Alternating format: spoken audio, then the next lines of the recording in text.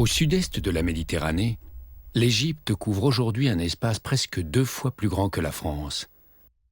C'est le 2e pays le plus peuplé d'Afrique, et pourtant la plus grande partie du territoire national appartient au désert. Dans un environnement aussi hostile, la vie était impensable.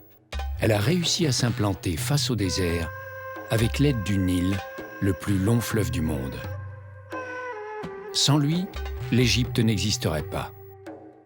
Grâce à ses crues régulières, le Nil a déposé des alluvions fertiles sur les rives.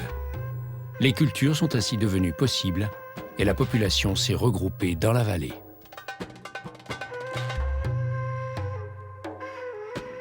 Dès la plus haute Antiquité, on a considéré que l'Égypte était un don du Nil. Mais les bienfaits du grand fleuve auraient été vains sans le travail acharné des Égyptiens. La rotation des cultures, la construction de digues et surtout l'irrigation avec le chadouf équipé d'un balancier ont mobilisé toutes les énergies.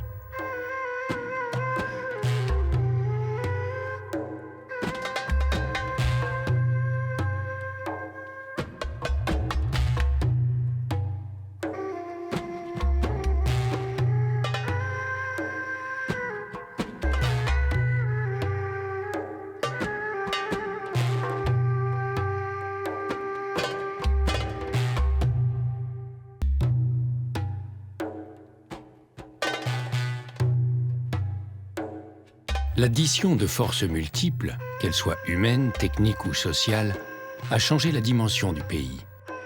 Ces forces conjuguées ont permis la création d'une civilisation unique qui compte parmi les plus brillantes de l'humanité.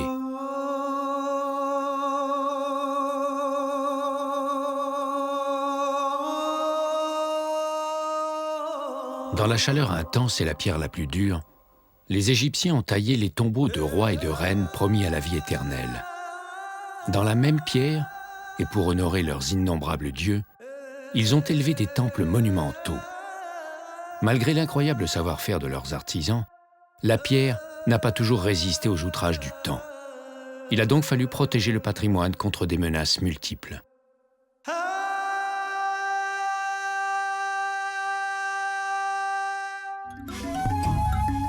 C'est au bord du Nil, dans la ville du Caire, la capitale actuelle, que les premières mesures locales de conservation ont été prises. Il s'agissait de sauvegarder les vestiges tout en autorisant le public à les voir.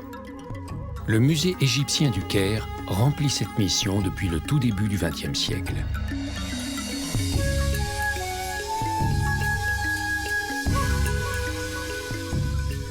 Même si elles apparaissent figées dans la pierre, les collections retracent de manière vivante la longue histoire de l'Égypte pharaonique.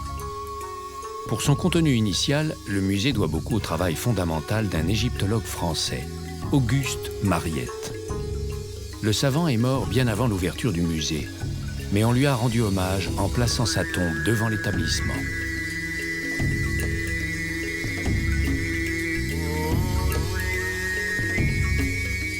Depuis l'expédition de Napoléon, les archéologues français ont beaucoup travaillé en Égypte. L'Institut français d'archéologie orientale est aujourd'hui la première institution scientifique française installée dans le pays. L'un de ses anciens collaborateurs a publié un livre sur le musée, Jean-Pierre Corteggiani.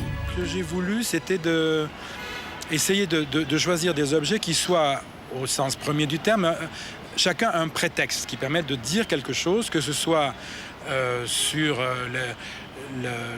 au point de vue de l'histoire de l'art, que ce soit l'histoire de l'Égypte elle-même, que ce soit, pourquoi pas, l'histoire de la découverte de l'Égypte, de ce qu'a été l'archéologie au XIXe siècle, et les épisodes un peu mouvementés, par exemple, qu'on peut lier à Mariette.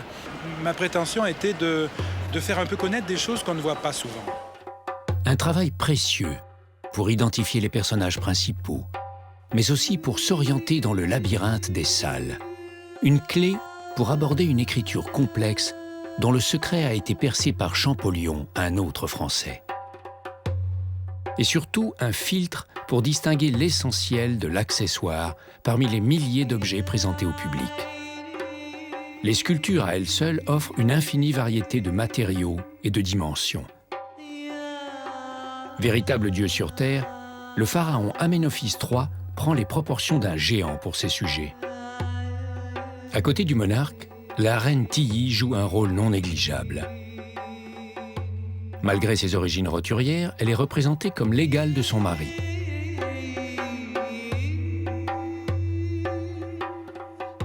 La pierre s'habille aussi de bas-reliefs où l'histoire se raconte en hiéroglyphes.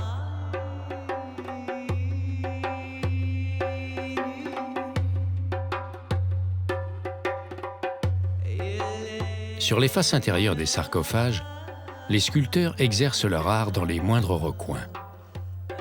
Jusqu'au sommet des pyramides, coiffées du pyramidion, les caractères d'écriture sont gravés à des endroits inaccessibles quand les textes s'adressent aux dieux.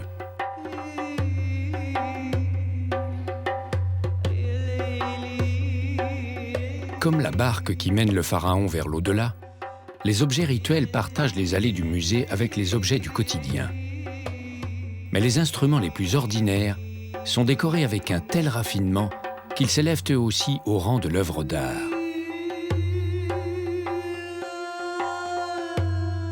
Depuis des années, les collections sont très à l'étroit.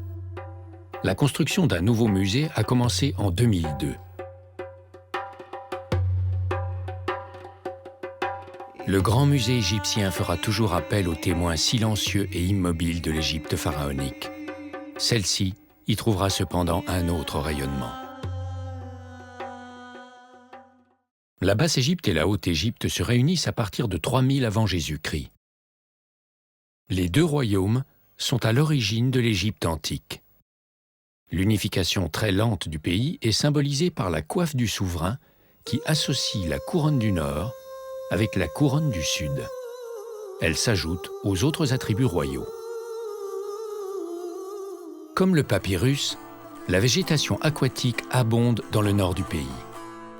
L'eau omniprésente facilite l'exploitation des terres également enrichies par les alluvions du Nil.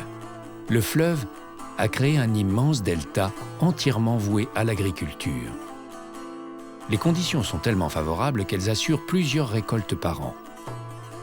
C'est à proximité du delta et de son grenier à blé que s'installent les premiers pharaons de l'Égypte unifiée. La démesure de leur statut se retrouve dans leurs tombeaux. À Saqqara, près de Memphis, la capitale, le pharaon Djoser se fait construire une sépulture originale. Pour la première fois, elle adopte une forme pyramidale. Une innovation capitale réalisée par le grand architecte Amenhotep. Djoser rejoint sa dernière demeure au XXVIIe siècle avant Jésus-Christ. La première pyramide abandonne la brique pour la pierre, et c'est une autre révolution. La pierre devient le matériau noble. On l'utilise pour les rois, pour raconter ce que fut leur vie et rappeler l'envergure de leur œuvre.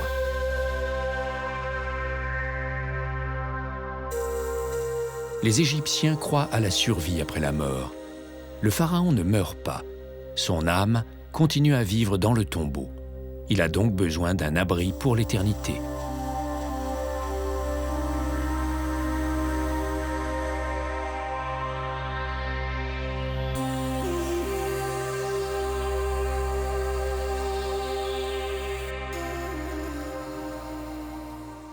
Plus connues, d'autres pyramides sont élevées plus au nord, à Gizeh, pendant la dynastie suivante.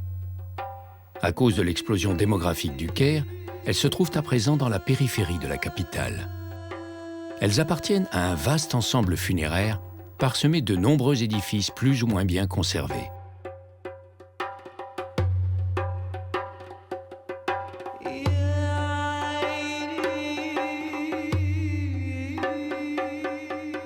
Les hypothèses abondent, mais personne ne peut dire aujourd'hui avec certitude comment on a construit les 3 plus grandes pyramides. Une réelle performance pour un travail colossal et d'une précision inouïe. Les angles du quadrilatère à la base sont rigoureusement droits. L'entrée des tombeaux est précisément orientée au nord et l'assise est parfaitement plane. Les pyramides possédaient un revêtement lisse qui parachevait la forme géométrique. Les proportions et les dimensions du monument symbolisent le pharaon. On dépasse l'échelle humaine pour atteindre la grandeur et la perfection divine. Le pharaon met de l'ordre dans le monde. il crée l'équilibre et l'harmonie là où régnait un indescriptible chaos.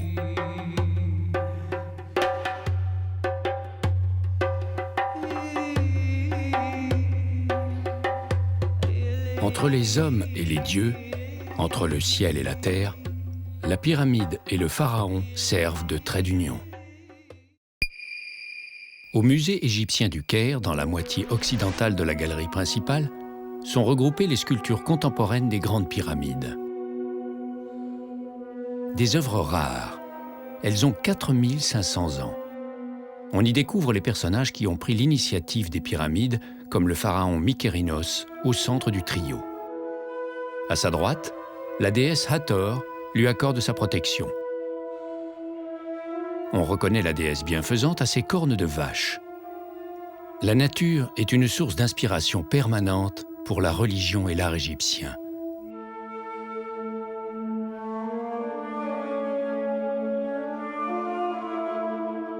Képhren posséda également sa pyramide. La statue du pharaon en pierre contraste avec la statue en bois du Cheikh al-Balad. Les ouvriers qui l'ont dégagé lui ont donné le nom du chef de leur village parce que la ressemblance physique était frappante. Les matériaux dans lesquels les statues étaient exécutées ont naturellement influencé leur conservation. On mesure le caractère exceptionnel d'une statue quand on sait qu'elle est taillée dans un calcaire très friable.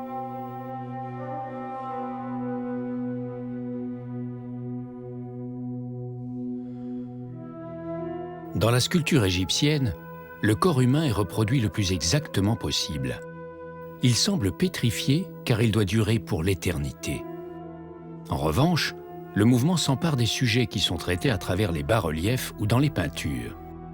Ils sont soumis aux conventions particulières du dessin égyptien. Les personnages sont représentés tels qu'ils existent et non tels qu'on les voit. Le sculpteur révèle les yeux et le visage entier au regard du spectateur.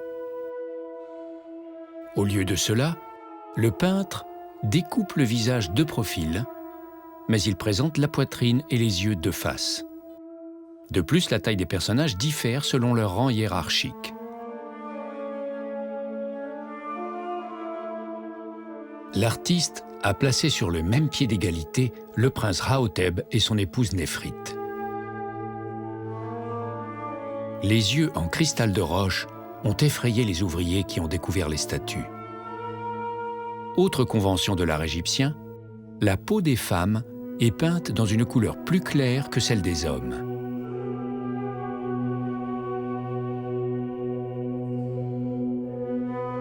Les statues en calcaire peint sont par nature très exposées aux dégradations. Mais que dire alors des sculptures rarissimes qui ont été façonnées dans le métal ?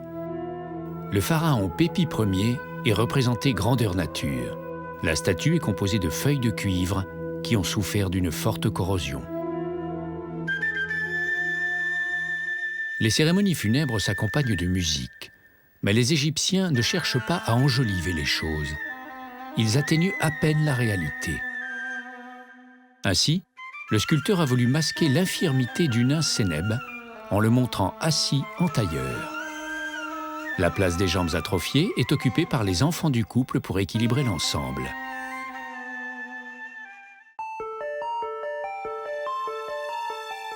Qu'elle soit belle ou ingrate, la nature plante le décor de tombeaux où la vie ne s'arrête jamais. Au moment où l'Égypte étend son influence à l'extérieur, le royaume unifié se désagrège à l'intérieur. La mer Rouge attire le centre de gravité du pays. 2000 ans avant Jésus-Christ, une petite localité commence à faire parler d'elle dans la vallée du Nil. Elle est promise à un destin exceptionnel, Luxor. La cité baptisée Thèbes par les Grecs de l'Antiquité va devenir la capitale la plus importante de l'Égypte pharaonique, tant au point de vue politique qu'au point de vue religieux. Les dieux vénérés ici exercent une influence considérable.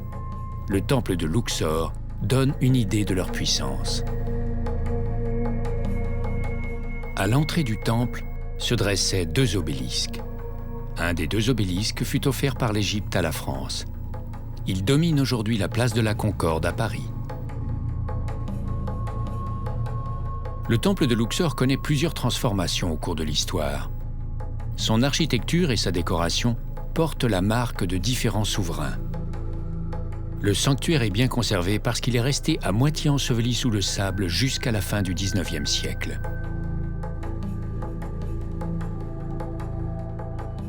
Bordé de sphinx, une allée reliait jadis le temple de Luxor au temple voisin de Karnak. Pendant 2000 ans, l'édifice subit des aménagements incessants. Chaque pharaon apporte sa contribution en ajoutant des éléments à l'ensemble. Pour ce faire, il n'hésite pas à s'approprier les constructions de ses prédécesseurs en les détruisant ou en les recyclant. Le temple de Karnak est un formidable amoncellement de pierres qui a longtemps servi de carrière aux populations locales. Après des décennies de fouilles et de restauration, menées pour beaucoup par des archéologues français, les structures principales sont désormais connues.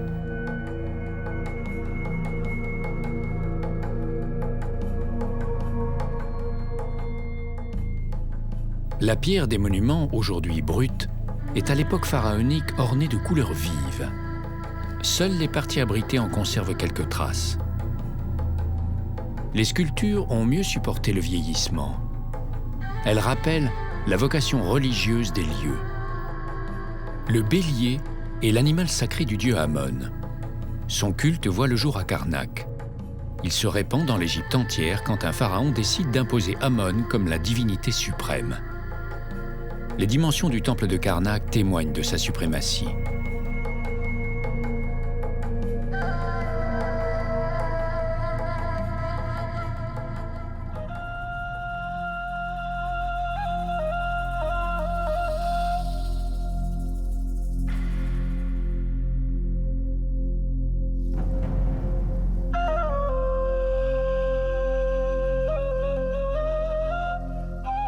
À Luxor, les regards se tournent vers l'ouest. C'est là qu'au sommet de sa gloire, le dieu Amon, assimilé au soleil, disparaît à la fin de la journée. C'est là que les pharaons voudront être inhumés à la fin de leur vie.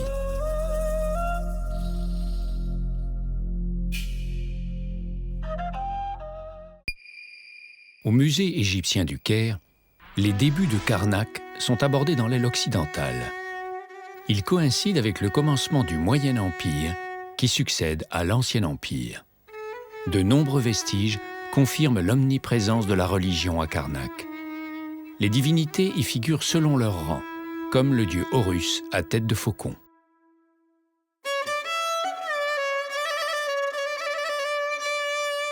Les temples deviennent tellement vastes que les sculpteurs réalisent les statues d'un même pharaon à la chaîne. Les visages laissent pourtant apparaître de nouvelles nuances. À cette époque, les traits du pharaon n'expriment plus la sérénité antérieure. Ils semblent plutôt manifester une évidente mauvaise humeur. Dans certains cas, le visage affiche même la contrariété ou les soucis. Il est vrai qu'à la fin du Moyen Empire, l'Égypte sombre à nouveau dans les luttes intestines.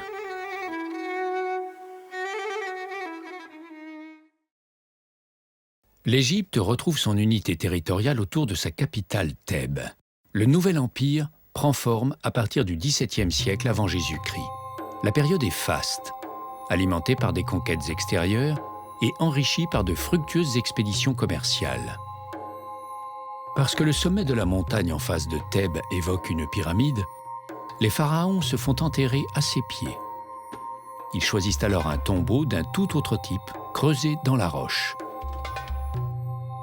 De nombreux souverains, certains parmi les plus glorieux de l'Égypte pharaonique, ont regroupé leurs sépultures dans un même endroit sur la rive gauche du Nil.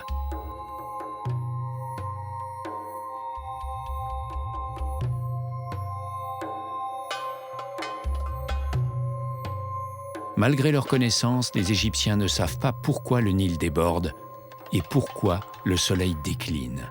Ce sont pour eux les symboles du renouvellement permanent et de la vie éternelle. L'édifice le plus impressionnant du site n'est pas un tombeau, mais un temple. Son architecture est unique, et la personnalité qui en décide la construction est tout aussi exceptionnelle. Au musée égyptien du Caire, dans la partie consacrée au Nouvel Empire, elle impressionne encore par son ambition et sa détermination. La surprenante reine Hatshepsut. La belle jeune fille en pleine fleur, comme elle se fait appeler, ne se contente pas d'une vie oisive à la cour. La princesse succède à son père en évinçant le seul héritier mâle trop jeune pour régner. Sous les vêtements masculins, elle dissimule sa féminité. Elle s'empare des attributs royaux et prend le titre de pharaon. Son successeur brisera la plupart de ses représentations pour effacer jusqu'au souvenir de l'usurpatrice.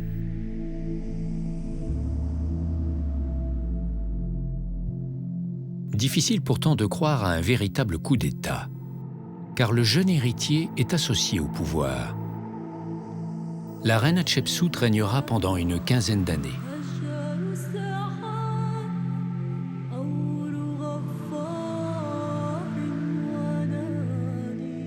La reine Hatshepsut était très en avance sur son temps.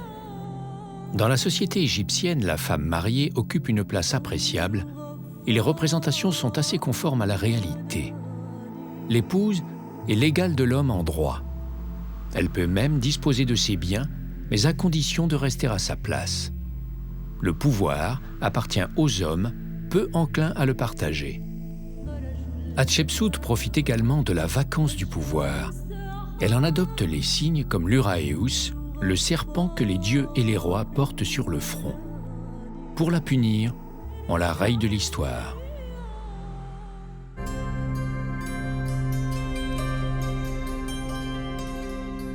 Une autre femme fait également parler d'elle, Néfertiti. Elle entre dans l'histoire grâce à sa beauté légendaire et à son mariage avec le très controversé pharaon Aménophis IV. Il change de capitale, bouleverse les règles esthétiques, instaure une nouvelle religion et prend le nom d'Akhenaton. Une crise sérieuse, mais de courte durée. Malgré les rivalités et les conflits, l'Égypte connaît l'apogée de sa puissance et de son rayonnement au cours du Nouvel Empire. Dans son orbite, les peuples voisins sont parfois cités. Sur une stèle apparaît l'unique mention connue d'Israël pendant l'Égypte pharaonique. Au sommet de la société égyptienne, le pharaon cumule tous les pouvoirs: armée, justice, administration. Mais la première de ses fonctions est religieuse. Il s'attire les faveurs des dieux en organisant leur culte. Ainsi, il rend hommage à la déesse lionne Sekhmet. Avec les prêtres qui l'assistent, le pharaon est le seul à pouvoir entrer en relation étroite avec les divinités comme le dieu Amon, symbolisé par son bélier sacré.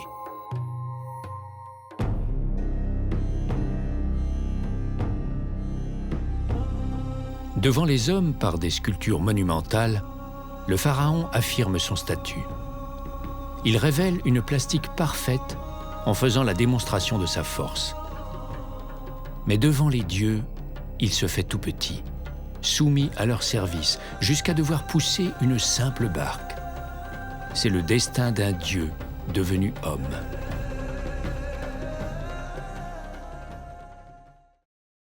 Après plusieurs siècles de déclin et quelques sursauts d'énergie, l'Égypte est intégrée à l'Empire romain.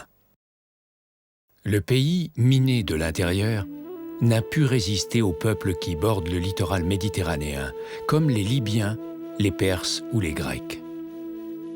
De partout, c'est la ruée sur l'Égypte affaiblie, où les nouveaux maîtres laissent leurs empreintes successives, militaires ou culturelles. Mais la fascination pour l'Égypte est intacte.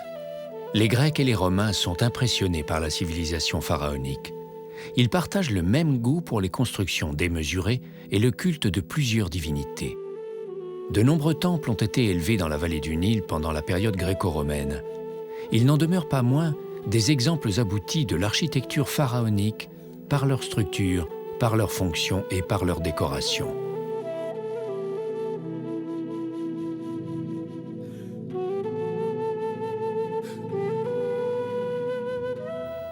Dans le temple d'Edfou, au sud de Luxor, sans se soucier que l'Égypte a changé de propriétaire, le dieu faucon Horus continue de veiller.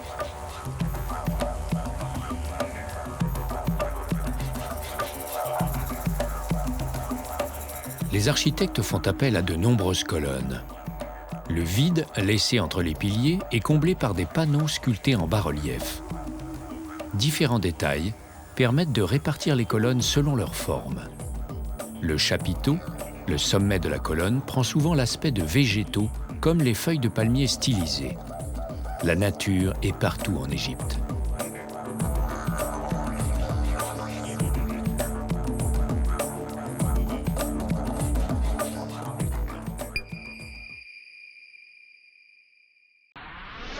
À partir de l'an 1000 avant Jésus-Christ, la fin de l'Égypte pharaonique est inéluctable. Les historiens désignent la période d'un terme aussi peu flatteur que révélateur, la Basse Époque. Pendant presque 1000 ans, les envahisseurs déferlent sur le pays désuni. Et pourtant les coutumes survivent. Les Égyptiens espèrent poursuivre après la mort la vie heureuse qu'ils ont connue. Il faut donc conserver le défunt en l'enfermant dans un ou plusieurs sarcophages aussi hermétiques que possible. En pierre ou en bois, les sarcophages finement travaillés et décorés sont évidemment réservés aux souverains, à leurs familles et aux notables.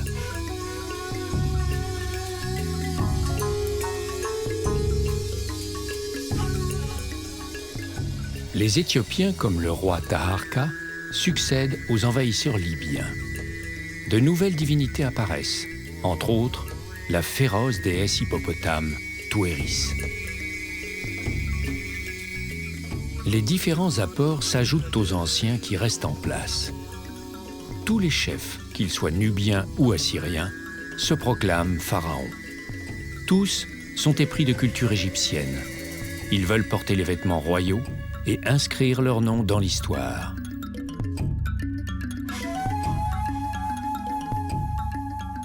Mais il n'y a pas assez de place pour tout le monde. Les rivaux se disputent le pouvoir et font de l'Égypte un champ de bataille. Thèbes, l'ancienne capitale, est mise à sac. Temples, palais et trésors sont pillés. La statue en albâtre de la divine adoratrice, une vierge destinée au culte du dieu Amon, échappe par miracle au désastre.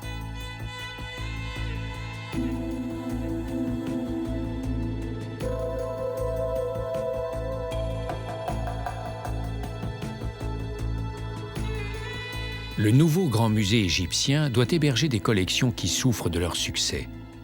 Le nouvel établissement est prévu pour accueillir 5 millions de visiteurs par an.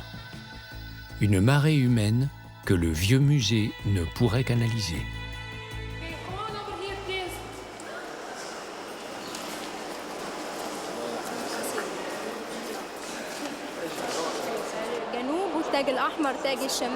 وبنجد على مؤخرة ظهر الكرسي الملك توت عنخ آمون وزوجته.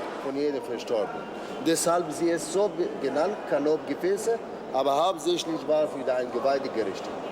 仙境裏邊發現有3個嘅蠶繭，嗱咁陣間會入到一個 treasury 咧，就係全個圖坦卡蒙最值得睇嗰幾樣嘅最值得。When they found the chariots here, Carter, when they found inside the tomb of King Tutankhamun in 1922, they were in pieces.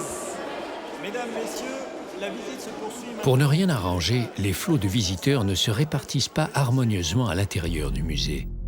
Les foules avides de sensationnel prennent d'assaut quelques salles en particulier.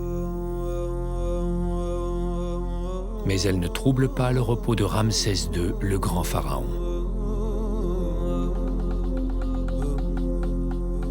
Les conditions de conservation sont très strictes. Nasri Iskander, ancien conservateur des momies. Nous utilisons des techniques modernes, des techniques qui reproduisent l'atmosphère des tombes. Cela veut dire que nous avons étudié beaucoup de tombes et de sites, et donc que nous connaissons tout de la situation des momies.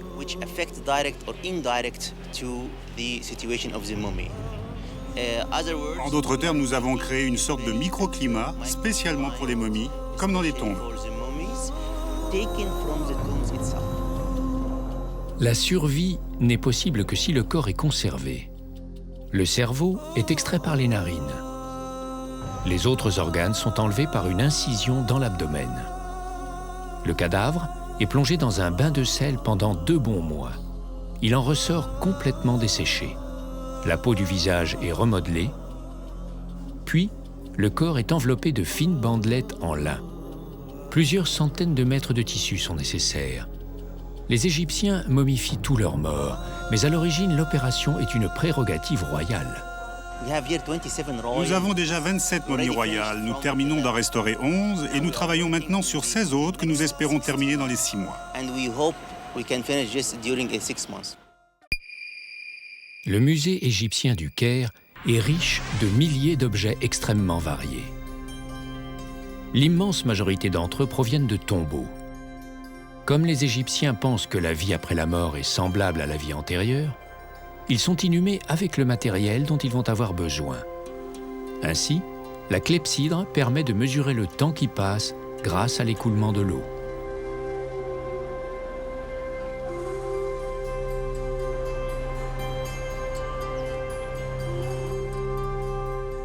La croyance égyptienne en la vie dans l'au-delà est une chance exceptionnelle pour les archéologues.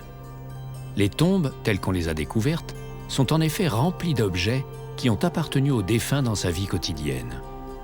La tombe est une maison au sens propre, et son équipement doit s'y trouver.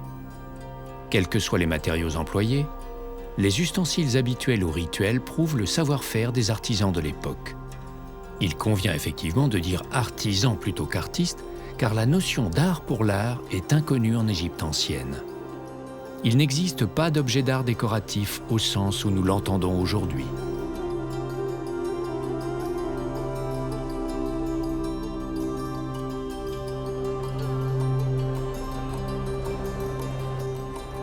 Aussi petites soient-elles, les statuettes ont toujours une fonction précise.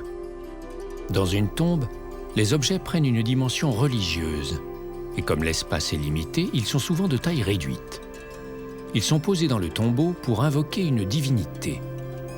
Mais ils peuvent aussi être placés directement à l'intérieur du sarcophage sur le corps même du défunt pour rappeler son statut social. La qualité et la beauté des objets sont les meilleures façons de garantir qu'ils vont durer pour l'éternité. Toutes les précautions sont prises pour que l'âme du défunt soit guidée sur un parcours hasardeux semé d'embûches.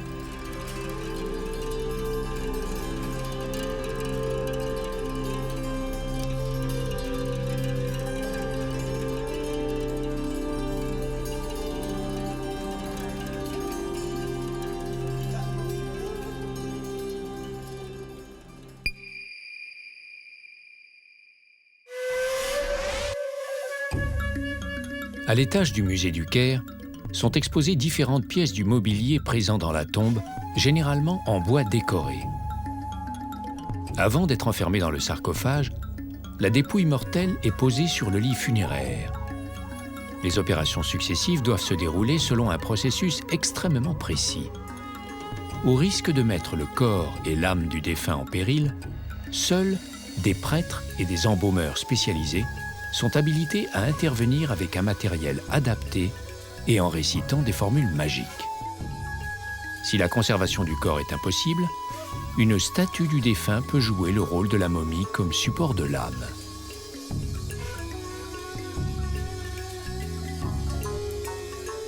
Dans le sarcophage, on place le livre des morts, une sorte de mode d'emploi qui aide le mort à trouver son chemin. Vêtu de blanc, le défunt doit passer les épreuves qu'il réussit grâce à des formules magiques.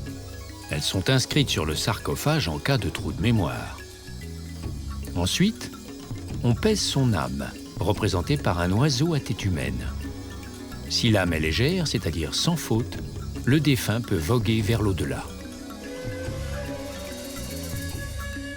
L'architecte fait le voyage pour la vie éternelle avec ses instruments de mesure. Équerre et fil à plomb sont donc incorporés au matériel entreposé dans la tombe. Beaucoup de techniques, d'outils et de métiers nous sont connus de cette façon.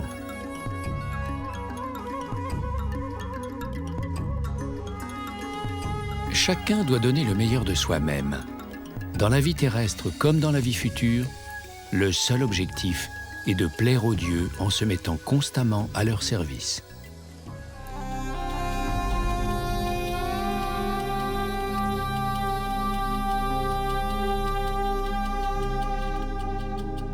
Rendre hommage aux dieux est un travail à plein temps.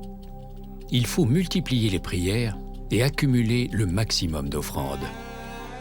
Le défunt ne peut s'acquitter seul de toutes ces tâches. Pour se faire aider, les plus fortunés font reproduire à échelle réduite le personnel qui était à leur disposition de leur vivant. Des maquettes très instructives sur la vie quotidienne à l'époque pharaonique.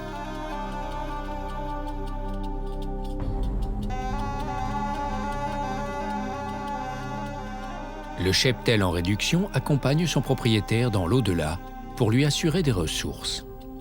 L'ensemble constitue une mine d'informations sur la répartition des tâches dans l'agriculture.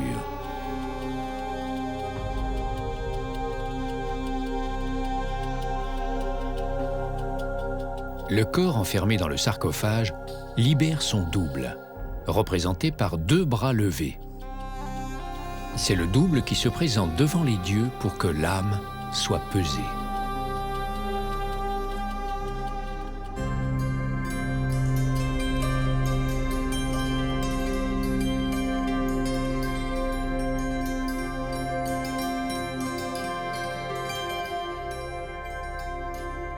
Le mobilier du tombeau varie selon la fonction et les exigences du défunt qui l'occupe. Clairvoyant, un prince s'est fait entourer de soldats armés de lances pour parer à toute éventualité.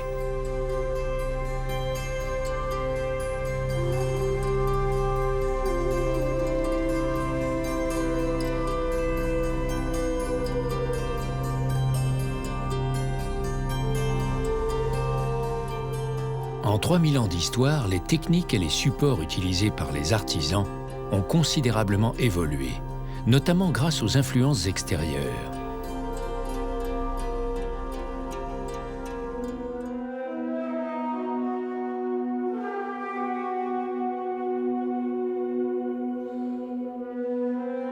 Ainsi, à l'époque gréco-romaine, les principaux dieux, le sarcophage et la momification, sont toujours présents dans les rites funéraires. Mais la représentation du visage en peinture s'est complètement occidentalisée.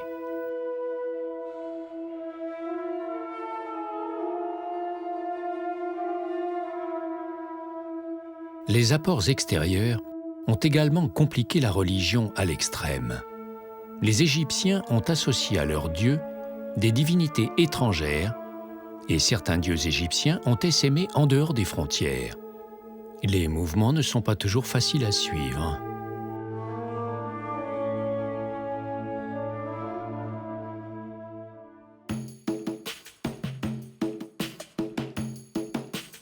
À travers quelques esquisses réalisées sur des morceaux de calcaire, apparaît la caractéristique essentielle de la religion en Égypte. Elle tient dans le mélange des éléments humains et animaux. Ni les Grecs ni les Romains n'ont fait pareil.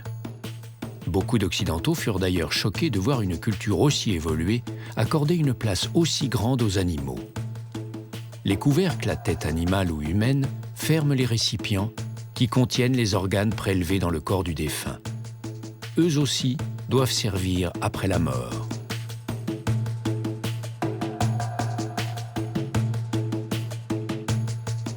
Parmi les objets les plus courants de toute l'Égypte pharaonique, on trouve la lampe à huile. Les artisans ont donné des aspects humains à un accessoire indispensable. C'est avec la torche la seule façon de s'éclairer. Le soin apporté à la décoration d'un objet ordinaire révèle un sens aigu du raffinement. Ici comme ailleurs, les animaux sont là. Les animaux sont les dieux les plus anciens. Ils remontent à l'époque où l'Égypte n'était pas unifiée. Ils ont été conservés et combinés aux formes humaines lorsque le pays s'est peu à peu constitué. La partie la plus spectaculaire et certainement la plus visitée du musée est consacrée à un pharaon mort beaucoup trop jeune. Il n'avait aucune chance d'entrer dans l'histoire. Il est pourtant devenu très célèbre, Toutankhamon. Les tombes des pharaons ont systématiquement été pillées. Celle de Toutankhamon est restée intacte depuis le XIVe siècle avant Jésus-Christ, pour le plus grand bonheur des archéologues. À l'intérieur, ils ont découvert un trésor d'une richesse inestimable. Un masque d'or était posé sur le visage du souverain décédé à l'âge de 19 ans.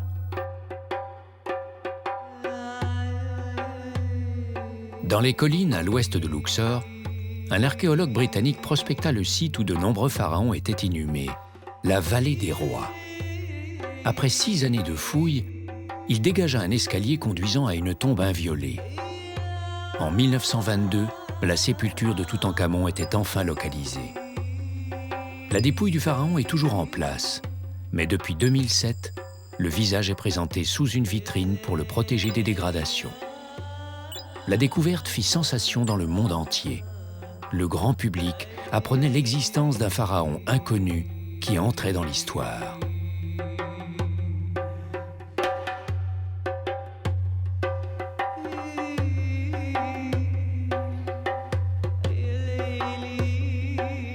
On n'aurait probablement jamais entendu parler de Toutankhamon sans la découverte de sa tombe et de son fabuleux contenu. Le jeune garçon est devenu pharaon alors qu'il avait 9 ans à peine. Il figure dans la ligne de succession d'Akhenaton, le pharaon qui suspendit le culte d'Amon à Karnak. Comme son nom l'indique, Toutankhamon rétablit la primauté du dieu Amon. À cause de la querelle religieuse, des circonstances troubles dans lesquelles le jeune roi est arrivé au pouvoir, et en raison de son décès précoce, certains ont longtemps cru à une mort violente. Le corps a subi un examen au scanner qui a permis d'exclure cette hypothèse.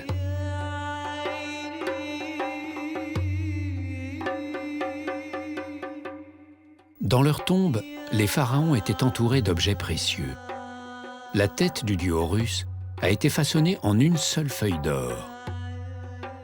Les merveilles trouvées dans les sépultures de plusieurs souverains confirment que la mort n'était qu'un passage. Les parures n'étaient pas perdues.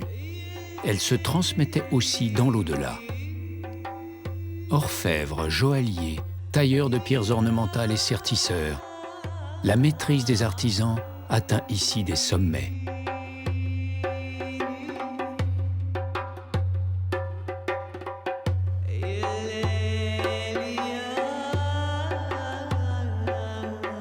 Les sépultures de pharaons très importants n'ont pas été retrouvées intactes. On peut rêver longtemps aux splendeurs qu'elles devaient abriter quand on fait l'inventaire du tombeau de Toutankhamon, un pharaon presque insignifiant au regard de l'histoire. Comme l'atteste Célie d'Apparat, les objets ne sont plus des modèles réduits. Le mobilier a des proportions réelles, car il doit, pense-t-on, réellement servir après la mort.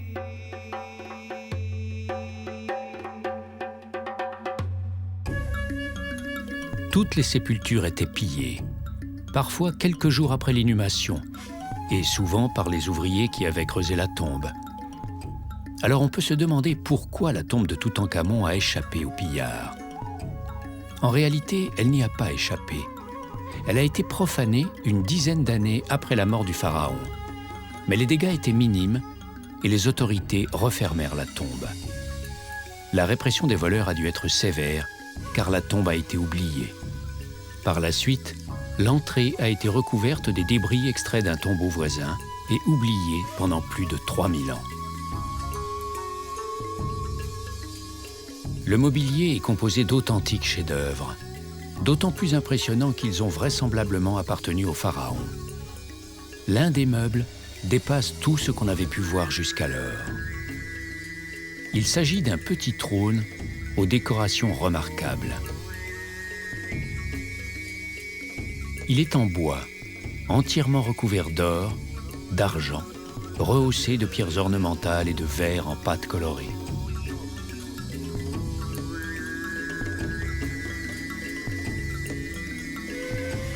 Toutankhamon est sculpté dans le bois doré en plusieurs attitudes triomphantes. Pourtant, le jeune homme n'était pas une force de la nature. Il mesurait 1,70 m, une taille respectable pour l'époque, mais il semblait doté d'une constitution plutôt frêle. Les experts pensent en effet qu'il s'est fracturé la hanche accidentellement peu de temps avant son décès. Une infection consécutive à la blessure pourrait avoir entraîné la mort.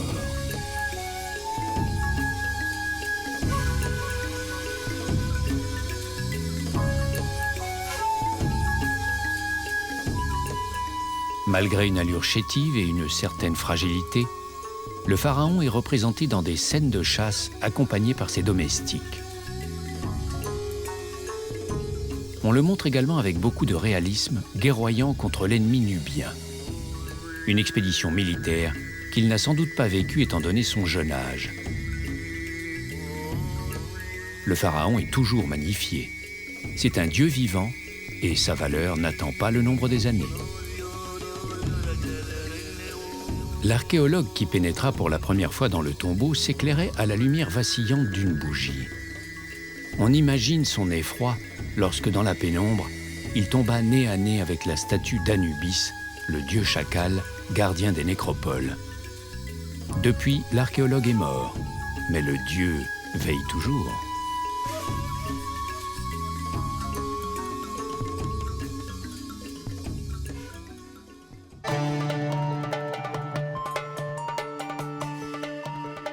Le musée égyptien du Caire présente 120 000 objets au regard des visiteurs. Avec les réserves et les caves, l'établissement contient plusieurs dizaines de milliers de pièces supplémentaires.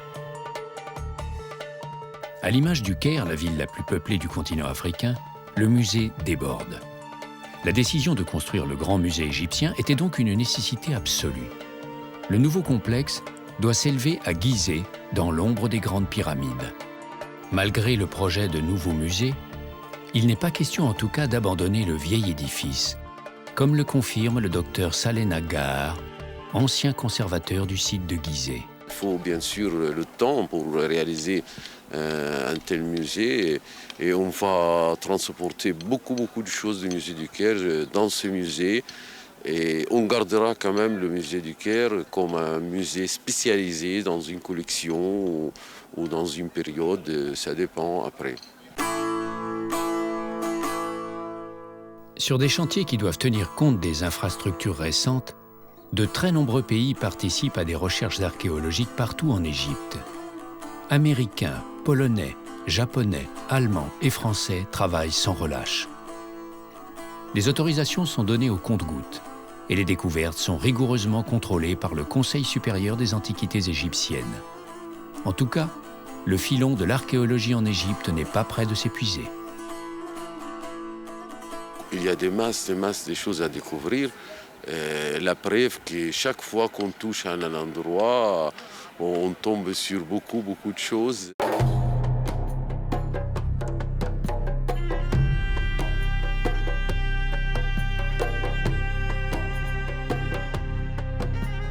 La richesse de certains endroits comme Gizeh ou Saqqara est extraordinaire. Les archéologues estiment qu'il y a des sites en Égypte où l'on est certain de faire des découvertes.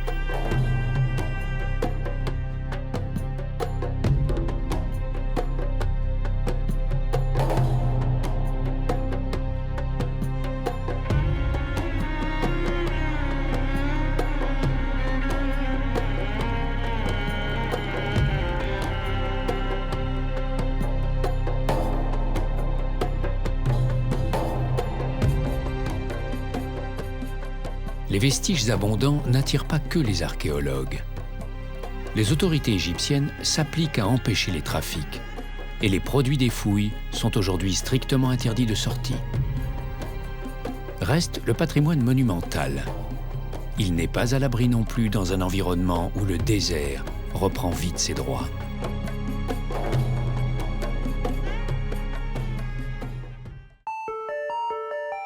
L'âme du défunt s'envole après la mort. Elle échappe à la pesanteur terrestre pour rejoindre le domaine des dieux. Mais elle peut revenir goûter à la vie qu'elle a connue ici-bas. Entre le néant désertique et la création exubérante, entre la mort et la renaissance, l'Égypte pharaonique a suivi pendant des siècles le même rythme.